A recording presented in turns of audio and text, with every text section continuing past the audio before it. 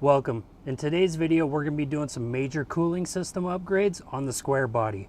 The first thing we're going to be installing is a high flow water pump from Flow Cooler. And then the second thing, we're going to be installing a 3-row all-aluminum radiator with electric fan shroud from Alloyworks. With these two together, the cooling system should be squared away for a long time. So let's get into it. You guys are joining me part way into the install of the water pump right now. I had to remove the timing cover to get to the water pump bolts on the back side of it. So a majority of what I've been doing has been disassembly of pretty much everything on the cooling system and the timing cover on the block. And it has been pretty difficult because of the amount of grease and oil and dirt that has been on this thing. From looking at it, the water pump looks like the original red block water pump that came with it in 1982. So I would say about 40 years of oil, grease, dirt buildup has made this about twice as long as it should have been so far. So I've been doing a lot of cleaning on top of disassembly, but now we're at a great point to start putting this thing back together. So far, I have everything cleaned up and good to go. I have the water ports on the top of the block completely cleaned up, and then the mating surface on the block for the timing chain cover, I got it so clean you could eat off of it, because there's two more ports here on the bottom that the coolant goes through, that the water pump pushes the coolant through, and I didn't really want to have any dirty surfaces between these two since they share the timing chain cover. So I didn't want any oil leaks possibly going in there and seeping into the coolant, or any coolant seeping into the oil. So I've really taken my time on cleaning this entire thing up just so we don't run into that issue, because I would say out of 10, for my skills, this is about a 7 or 8. So it has been a little bit difficult, but a majority of it has been just time consuming. So I've really just wanted to take my time on cleaning this entire thing up so it's done right the first time and I don't have any issues. So this is completely good to go. The timing chain cover is as clean as can be. So now I'm going to bolt the water pump to it, and then we could get to mounting the water pump and the timing chain cover to the block. All right, now it's time to install the water pump onto the timing chain cover. I got everything extremely clean. Now I just got to kind of get this set up however it's going to go. There we go. Get it like that. Kind of hold it in place. Got all the bolt holes lined up. And then it goes just like this. I know people are going to say like, hey, why aren't you using RTV? I've had pretty good luck with just using the straight up Velcro gasket with no RTV. So that's what I'm going to do on this. There is a couple channels though on the timing cover, or where the timing cover meets the block, that I will be putting some RTV. But just for this, it looks like I won't need any. Because I've had pretty good luck with just using the straight up Velcro gasket. And with researching too, that's kind of what they said on their website. Just have everything clean and extremely dry, and you should have 0 issues with install. So I'll get all these started by hand. I will need to look up if there's any torque specs, but if not, I'll just use the classic German saying, the Guten tight, and or good and tight. I'll get all these snug, kind of go in a crisscross pattern, because I really don't want to do this again. I want to be one and done with timing chain cover and water pump installs. I want to get to camping in this thing, not keep working on it.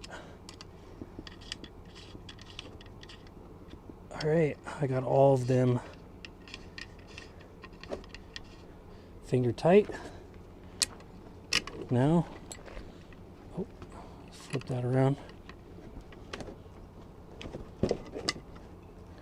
Kind of snug everything up.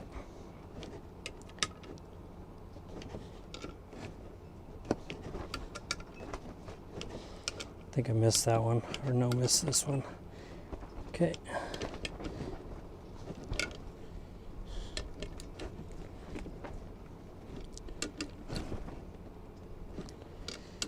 What was weird is when I took off the timing chain cover, these bolts were actually pretty loose. I expect them to be a lot tighter, but it is on there. This, in my opinion, is a horrible design because the water ports go through the timing cover into the block. So sharing all of this, I am not a fan of, but I guess if you ever have to replace your timing chain or timing gears, like what's on mine, which kind of blew me away, at least it's easy to access since it's on the front of the motor, and your water pump should already be good to go then.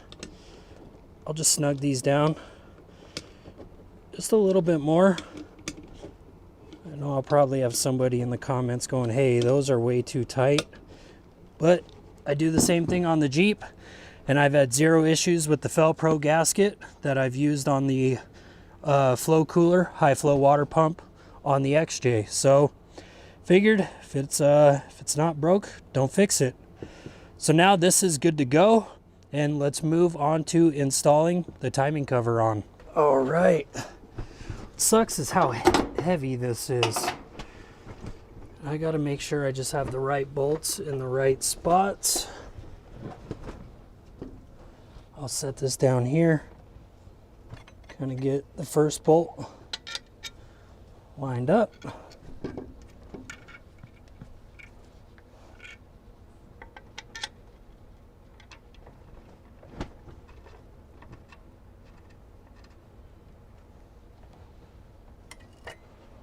Man, this is a pain in the butt since the water pump weighs like 10 pounds. It feels like 15 pounds. All right, I got the first top bolts finger tight to help hold it. So I figured since we're here in, obviously in Arizona, and diesel motors, they don't go to extremely high RPMs. At least this 6.2 doesn't. This flow cooler water pump should be within, its high flow range, which is I think 0 to 3,500 RPMs, pretty much the entire time while we're driving it. So it should be just moving a ton of coolant through the system. But I will let you guys go. I'm going to get the rest of these bolts on here, get them snug, and then I'm going to put this pretty much all the way together so it is completely done. So then we'll move on to replacing this radiator with the 3-row all-aluminum Alloyworks radiator. Well, it took a little while, but I got everything in the front end all back together. I got the alternator on there in tight, same thing with the power steering pump. Got the belt pulley on there tight with some red Loctite. Got some brand new hoses on there, and it is so much cleaner in the front end. There was so much grease, you couldn't recognize any of these bolts, any of that, with how much grease and oil and dirt that was on there. But I also got the coolant transfer pipe on there with new gaskets, even the thermostat with the housing and new gasket. Everything is tight and good to go. So since that is good, let's tackle this radiator. We'll get this radiator pulled. We'll get those oil cooler lines off of the passenger side and the trans lines off of the driver's side, and we'll get this radiator out and start getting that Alloyworks radiator in. So before we get started pulling the radiator on the truck, I wanted to talk to you guys about the Alloyworks radiator. They are the only 6.2 liter diesel all aluminum radiator I could find with the cooler hookups for the trans and the motor. So I, kind of shot an email off to them, asked them if they wanted to work with us, and they were excited too. So they sent us out the all aluminum radiator with the cooler fans on the back. And the main reason why I even messaged them too was because they had a 6.2 liter diesel specific radiator, but they also have XJ radiators. They have an all aluminum 3-row and an all aluminum 4-row. with the electric fan hookups for the back also.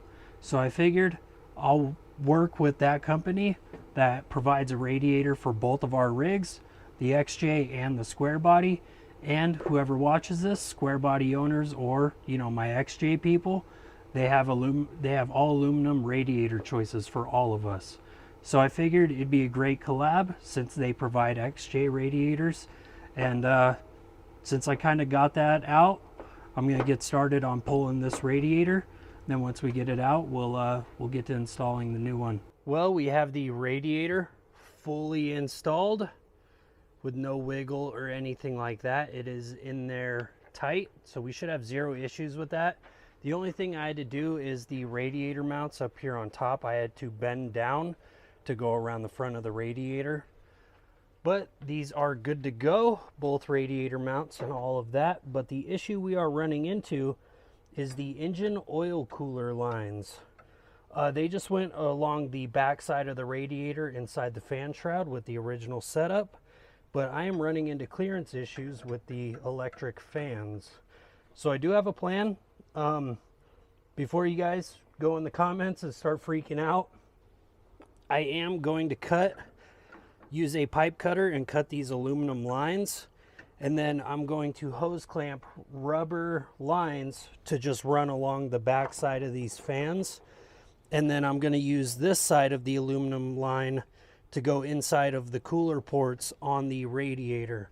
So I'll cut them like right around this area on each side, and then I will slide the rubber hose 2, 3, 4 inches onto each one, and then use a couple of hose clamps just to make sure we will have zero leaks.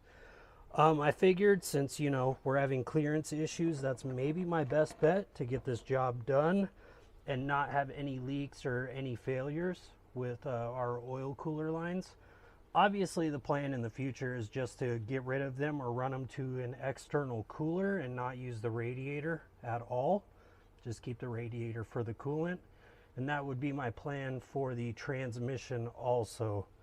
But I am gonna get these measured out, get them cut, get everything mocked up, and then I will put the rubber hose on here with a couple hose clamps each side, so it will completely avoid the back of the fans and not cause any clearance issues.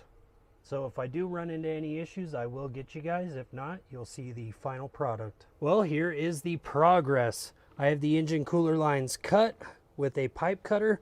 I cut them somewhere up here, and then I overlapped the hose and the aluminum lines by 6 to 8 inches on each side. And then I double hose clamped them just to make sure they do not leak, because I did not want to run them along the back side of the fans in case a zip tie broke or the fastener broke. The hose could flop into the belt setup. So I ran them over the top of the fans just like that. Let me show you the other side real quick. And this is how I have it going. I have the bottom hose running underneath the top one down into the aluminum line into the radiator. And then I have the top line, you know, running into the top.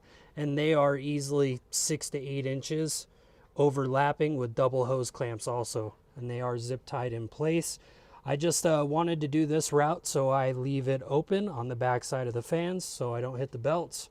But it should hold. I mean, those hose clamps are extremely tight. So we're gonna keep rolling from here. I just have to put the radiator hoses on, and then from there, we're gonna be wiring up electric fans. Well, we got the electric fans completely wired up with the relay, and for anybody that buys this kit, I will go over how I wired up the relay, which will help you guys since the kit does not come with an instruction manual. So the relay comes with a white, blue, black, and red wire. The red wire goes to a power, you know, a constant power since it has an inline fuse. The white wire goes to your thermal switch, which I use the coupler that I grounded out to the firewall. So at 180 degrees it kicks on with the electric fans, and at 165 degrees it kicks off. And then I have the black wire. I tied it into a red wire because that's the only color wire I have, but I wired that up to a ignition power source. So when I turn the key on, it has power, and then when I turn the key off, it turns off. And that was for my windshield wipers.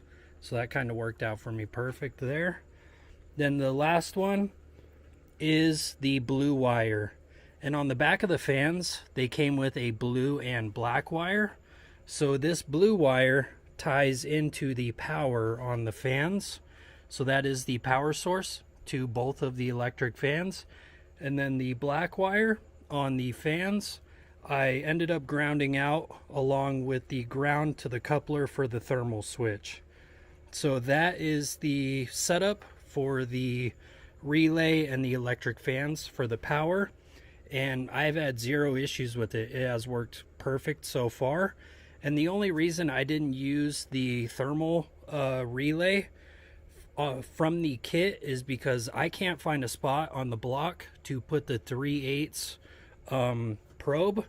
So I ended up buying this coupler from American Volt that has a 1/8 probe that worked out perfect on the upper radiator hose. I know the best bet is putting it in the block in the water jacket where it is the hottest, but since I couldn't find that spot, I figured on the upper radiator hose right when the thermostat opens would be, you know, a good alternative. And that right there is the install of the flow cooler high flow water pump and the Alloyworks 3-row all aluminum radiator with the electric fan setup. It would have been a lot easier if I didn't have to clean off 40 years of grease off the block and reroute those oil cooler lines. I really appreciate you guys watching. Check the description. I will have a discount code and a link to Alloyworks website for you guys. So you guys will get a 5% discount on any of their radiators. And a huge reason why I did this install and chose Alloyworks was because of their XJ radiators too. So the square body guys and the XJ guys can get all aluminum radiators for their rigs to keep these things cool. And again, I really appreciate you guys watching, and I'll see you in the next video. Bye, you guys.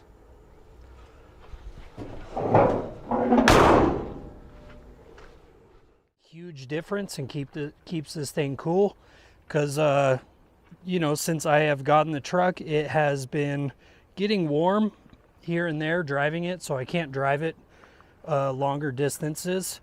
But I think the 180 thermostat, the all aluminum radiator with the electric fans, and the high flow water pump will make a world of difference.